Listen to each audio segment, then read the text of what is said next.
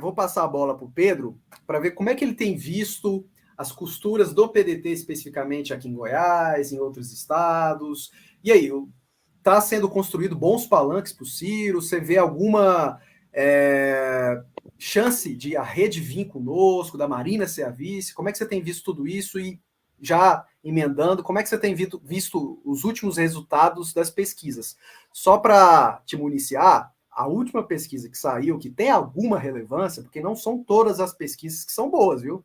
Tem muita aí com metodologia furada, como é o Poder Data, que a gente sabe que é o viés mais para o Lula, assim como tem aquela modal que claramente viés do Bolsonaro, mas enfim, a IPESP, que é a antiga Ibope, ela divulgou ontem a estimulada da seguinte maneira: o Lula tem 43%, o Jair Bolsonaro 26%, o Sérgio Moro 8%, o Ciro Gomes 7%, João Dória 3%, e aí os candidatos pequenos, né? Simone Tebet, Eduardo Leite, André Janones, Felipe Dávila, todos com 1%. Como é que você tem visto essas costuras do PDT e com essa junção dos resultados das últimas pesquisas presidenciais?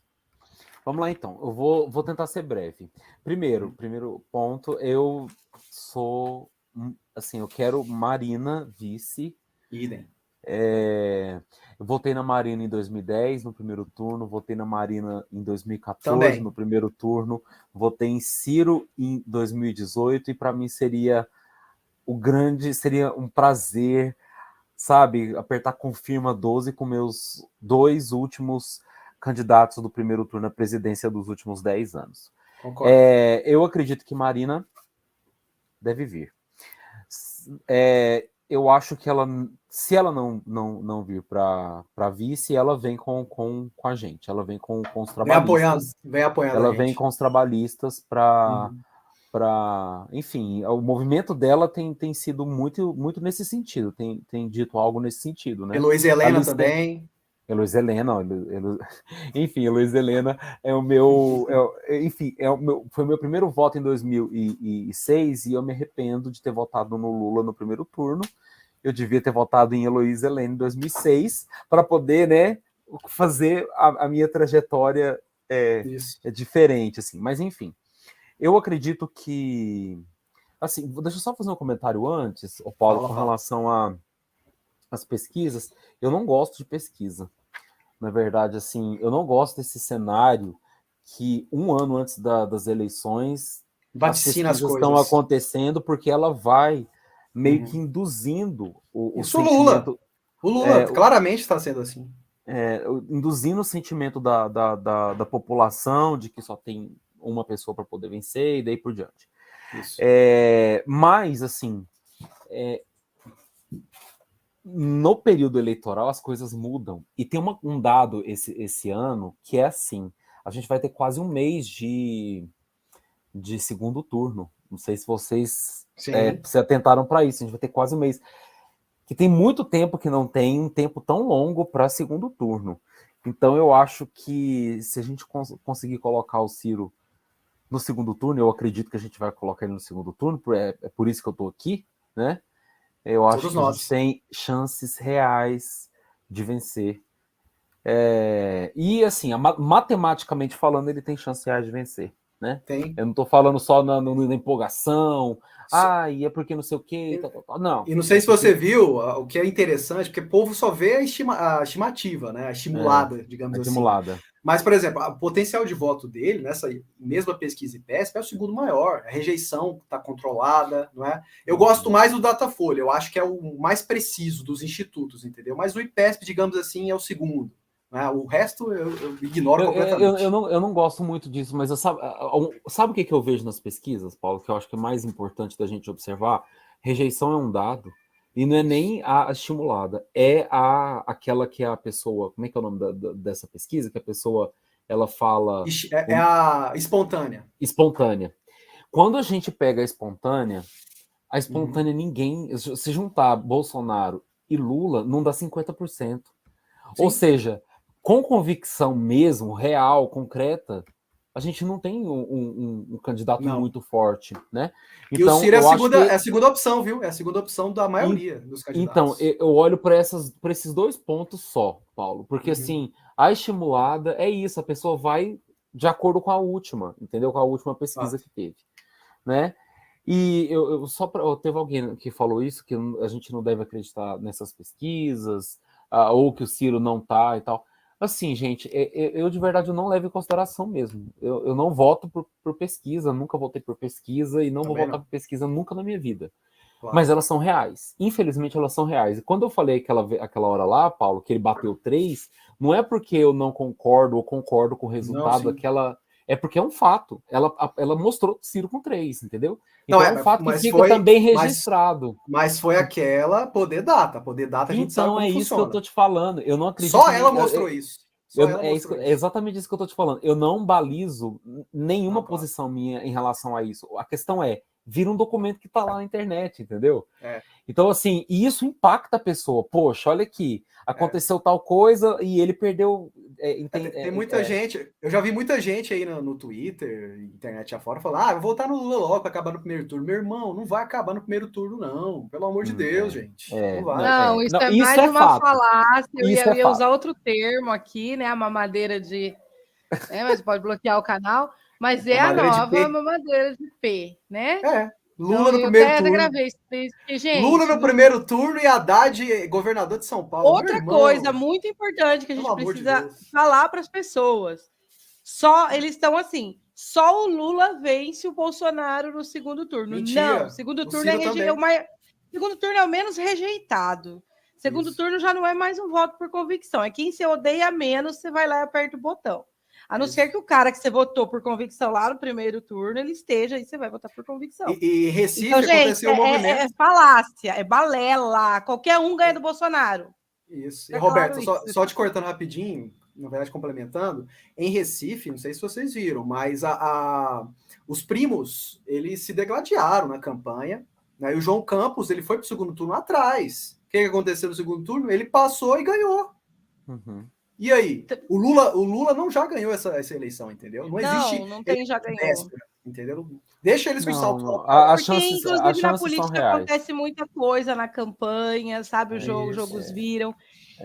Falando de pesquisa, eu lembro de uma situação que aconteceu com a Marta Rocha. Foi atacada, covardemente atacada no primeiro turno. A Marta Rocha, ali na última pesquisa, colocaram ela em quarto lugar. Gente, quem for do Rio me corrija. Foi. Mas eu lembro dessas... E ela não estava. Quase segundo. Mas para forçar um voto útil ali, né? Foi. E realmente deu muito ruim, né? Aquilo. Atrapalhou, claramente atrapalhou aquilo.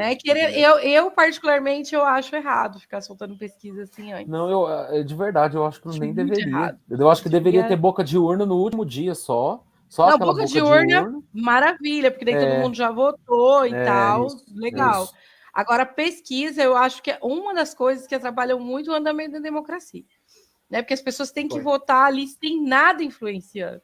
Né? Se você não pode colocar um carro de som ali no sábado, já a partir de tal horário, né? Na sexta, não pode colocar um carro de som, não pode distribuir um material, a pesquisa ela também influencia. Uhum. Ela força voto útil. Então, assim, eu sou muito contra a pesquisa, mesmo, de verdade. E, assim, nunca antes na história desse país se viu tanta pesquisa. Nossa, tá demais. E financiada pelo sistema financeiro, né, gente? Teve até a Modal Mais fez pesquisa agora. A Modal Mais tá ligado ao Bolsonaro. Mostrou o Bolsonaro com 31%. Pelo amor de Deus. Você acha que ele tá com 31%? Nunca. Difícil. Bem difícil. Então, assim, você tá vendo pesquisa brotando, pesquisa aí. Um povo que tem grana para fazer pesquisa, que tem dinheiro, porque já sabe que influencia, né? Eu mesmo vi pessoas assim que não são muito conectadas com a política falando, né? Acho que vou ter que ir no Lula, né? Aí você tem que ficar fazendo aquela. O Ciro não engrena. Não, você não tem que ir nada. Você não tem que ir nada. Você não precisa ir. Por favor. É muito difícil, gente. A gente está lidando com coisas que vão desde ações aí como o Ciro sofreu, né? Disparo de fake news, o jogo é pesado, o jogo é muito difícil.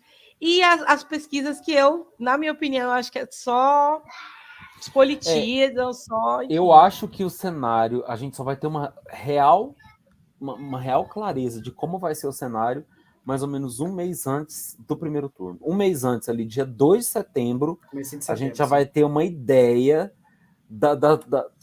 qual que é o ritmo de crescimento, como que vai ser, como é que o cenário vai estar mais ou menos assim.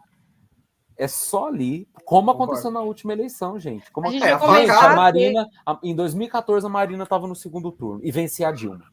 Em 2014 a Marina nos últimos dias ela derreteu. Nos últimos dias, por conta de umas mentiras, o Aécio passou por pouco, foi para o segundo turno. Né? A facada do Bolsonaro foi nesse período que você falou. Em setembro. Não, exatamente. Essa mas época é a virada. É a época medonha, né? Mas a gente tem um cenário que começa a desenhar agora com a janela, né? Que vem aí. Sim. Não, as pessoas começam a se posicionar e já começa a puxar um pouco também de voto. A Leila né? Mas eu não me esqueço de que sempre quase metade da população decide o voto nas últimas 48 horas. Sim. Então é assim, ó, sexta-feira já vou pra rua, entendeu? Ó, bora lá, porque falando em janela, a Leila, a grande Leila do vôlei, a Leila Ô, Pedro, vai pra rua e pras redes, vai. Pra rua e pras redes, sempre. Mas assim, vai ter que a militância vai ter que ser dupla, né? Não tem como. Não, o celular na mão, na rua, a gente só para informar, já que vocês citaram aí, a Leila Barros, ela tá vindo pro PDT, viu? Ela não ficou satisfeita com essa federação aí do cidadania com o PSDB. É sempre bom a gente falar bem da verdade, que foi bem dividido. O PSDB ganhou por pouco. Sim. Muita gente queria vir com o PDT, inclusive a própria Leila. Então ela vai vir pro PDT, vai desembarcar no PDT e pode ser a nossa candidata ao governo do Distrito Federal, viu? E tem chance. Na pior das hipóteses, vai ser a 4ª senadora do PDT. Então, vem coisa muito boa por aí, viu? Ela está se destacando bastante no Senado, né? Foi bem na CPI. Não, e é o palanque, gente. E é um quadro que é muito importante vir. Vamos torcer para que venha. Se o Ciro for eleito presidente, eu tenho certeza que ela vai ser a nossa futura ministra dos esportes. Que tá fazendo falta essa pasta, viu? Eu acho que ela vai ser governadora do Distrito Federal. Gente, se ela não ganhar, é tenso. O Distrito Federal é tenso. Se a gente pega os últimos governadores do Distrito Federal... Horríveis. Tenso. É tenso, porque ele tem muito dinheiro. Mas é dinheiro jogado assim. Gente, é viaduto a cada, 2 quilômetros tem um viaduto em Brasília, porque é dinheiro... Muito superfaturamento, sim. Muita tramóia, sem dúvida. Daniele, como é que tá São Paulo? Como é que o Antônio Neto pode ser o nosso deputado federal, você, nossa deputada estadual, tem outros quadros também da bancada trabalhista, mas e aí? A gente até citou a Sueli como pretensa candidata ao governo, e para o Senado, como é que tá essas movimentações do nosso partido aí em São Paulo? Como é que tá essa costura? Pô, o Márcio França vai ceder mesmo ao hegemonismo do Lula? E aí, como é que tá? Cara, eu vou começar pelo final, que é a parte chata e que menos nos diz respeito, inclusive. O Márcio França está numa guerra que ele mesmo organizou, porque a verdade é que ele é um estadista. Mas ele é um estadista planejando estratégias contra outro estadista, que é o Lula. E é um estadista mais experiente, que tem um exército maior do que o próprio Márcio França tem, né? Quem, como eu, gosta de leitura, vai ver lá no Arte da Guerra, está muito claro, muito desenhado, né? Márcio trilhou aí um caminho que era para se tornar parte de uma construção que ele idealizou que seria o melhor cenário para ele. E aí foi rendido no fato de que o outro exército maior tinha outro projeto. Sim. E não abriu mão. Então, ele tem dado declarações que vai para o voto aberto da federação, vai para as pesquisas. A própria Glaze apoiou essa decisão dele de deixar as pesquisas decidirem quem seria. Nós sabemos, né, conhecendo aqui os nossos irmãos vermelhos, que o PT não vai abrir mão. Se a pesquisa, vocês acham, fala aqui para mim, entre nós aqui trabalhistas, que a gente não tem compromisso nem com o PT. Se a pesquisa disser que o Haddad não está em primeiro lugar, o PT vai abrir mão? Jamais. Sem Então, chance. assim, eu acho que essa federação já está desenhada. Tem gente do PSB muito grilada com isso. Um deles é o governador do Espírito Santo, o Casagrande, né? Ele não quer de jeito nenhum fechar com o PT. Pode ser até que ele saia do partido e venha para o PDT, se realmente for sacramentada a federação. Meu, a federação vai fechar. Então ele vai sair. Eles vão achar que não. A federação vai vai fechar porque o Alckmin já fez. A gente se norteia por gesto político. Né? Gesto político. Tchau, Daniel, Beta. Deixa eu só... Pode despedir a Beta. Só despedir, é rapidinho. Ela tem que sair, ela tem que cuidar dos filhinhos.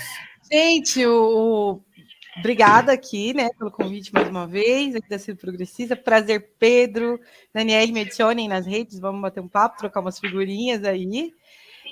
Vou ter que sair aqui, porque a molecada aqui já está vencendo. Ah, tranquilo, já estamos nos finalmente aqui. Mas muito obrigado. Beijão para vocês. Tchau, tchau. Beijo, até a próxima aí. Valeu demais. Tchau.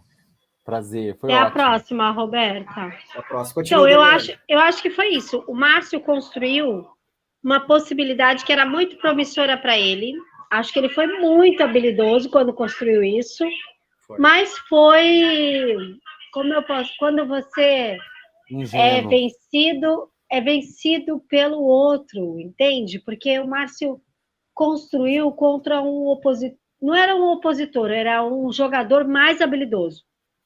Vamos falar a verdade, o Alckmin atrapalhou, né? No final das contas, atrapalhou. Não, gente, o Alckmin atrapalhou? Como assim? O Alckmin não, atrapalhou. Não. O Alckmin foi relutante por muito tempo. Deixou ele no beco sem saída, né? Deixou ele no beco sem saída. Os votos do Alckmin são votos importantes em São Paulo. Não, eu sei. Eu tenho aqui para mim, inclusive, uma percepção, essa é a minha percepção pessoal, tá, galera? Que, na minha percepção, eu sei que o Lula tem... Oi, Pati! Pati é do time Dani. Na minha percepção, eu sei que o Lula tem um acúmulo de votos ali, que vai transferir para o Haddad facilmente, porque a militância só segue a orientação, né? E sei que o Alckmin tem um acúmulo de voto dele, que é do Alckmin, não é do PSDB. Mas se ele fosse, ele ganharia, eleitor... não é, Daniel? Então, ele fosse candidato, ele ganharia. É um eleitor que se identifica com aquele perfil político, que expressa, na sua maior parte das vezes, o PSDB. Sim. Então, honestamente, vai sobrar voto. Porque eu não estou convencida de que esse eleitor do Alckmin vai migrar tranquilamente para o 13. Não vai. Não estou convencida. Quando o Márcio declara para quem vai, porque nas pesquisas, todas as pesquisas compreendem o nome do Alckmin. Aí o Márcio declara assim, tá o Haddad em primeiro, o Alckmin em segundo e o Márcio em terceiro. Para quem vão os votos do Alckmin? Ainda que o Alckmin faça a campanha do PT. Vice do Lula. Nós sabemos que o perfil do eleitor é uma questão particular. Sim. Que ele se identifica com o candidato e não o contrário. Isso. Então, a chance desse eleitor se identificar com outro perfil de candidato é muito grande. Eu não estou convencida de que os eleitores do Alckmin vão por orientação para o Haddad. Não estou mesmo. Eu, inclusive, duvido que isso aconteça. Porque o eleitorado é conservador, né? Não vota no PT. É conservador. O PT nunca fez um governo em São Paulo. Vai ser agora? Não, é um eleitorado que para eles é pesado votar 13. A real é essa, é pesado votar 13. Tanto no interior quanto na capital. Eu vou falar para vocês, eu tenho parentes na família que são eleitores do 45. Uhum. E olha, a gente faz um esforço aqui, uma homilética descomunal para mostrar para o cara que está enganado, não é assim. O que você quer não é o que esse projeto está apresentando. E no final das contas, o cara não consegue ter coragem de não votar 45. Porque é o perfil do eleitor. O eleitor se sente seguro votando naquela legenda. O PT desfruta disso, do voto de legenda. O voto Sim. de legenda é o retrato disso. Então, assim, o Alckmin vai deixar filhos órfãos. Votos órfãos no estado de São Paulo. O PDT está certíssimo em lançar um candidato dentro desse perfil. Porque o perfil que o Alckmin desocupa, o PT ocupa com conforto e com mais oferta, com uma oferta mais social, inclusive, mas sem descredibilizar os interesses desse eleitor, né? Os temores que esse eleitor tem. Gente, são brasileiros que têm, dentro da sua realidade, valores que norteiam o seu sustento. E o eleitor do interior de São Paulo, ele está muito norteado pela agricultura familiar, por esse mercado de distribuição, pelos portos, que é a escoagem dessa produção. Se você tiver um candidato sóbrio, que expresse habilidade nesse setor, você disputa voto nesse celeiro? Sim. Uhum. Sim. E eu não acredito mesmo que esse eleitor do Alckmin migre para o 13. Não acredito. Também acho que não. Também acho que não. O Márcio nem faz a Lula, defesa... Né? Então, o Márcio faz... Nem para o Lula. O Márcio faz a defesa dele nessa direção. Que ele sabe que esse eleitor não vai migrar para o Haddad. Ele faz a defesa dele de candidatura nessa direção. Mas acho que é uma máquina muito maior, né, do que o PSB em São Paulo, o PT. E o PT tem uma questão de vida ou morte com São Paulo, de precisar ocupar São Paulo. Eu acho que aí o Márcio vivencia uma disputa muito maior do que a gente está vivenciando, inclusive, aqui. Só complementando, Daniele, o Lula já falou que não vai tentar a reeleição se ganhar e quer o Haddad como sucessor. Se o Haddad não ganhar essa eleição, e eu acho que não vai, pode tirar o cavalo da chuva. Né? Não vai, não vai. E isso daí também não tenho dúvida. O governo de São Paulo não vai para o 13. Fiquem tranquilos, colegas petistas. Não há nenhum indicador que os contemple no governo de São Paulo. A melhor oportunidade é o PDT assumir o governo de São Paulo.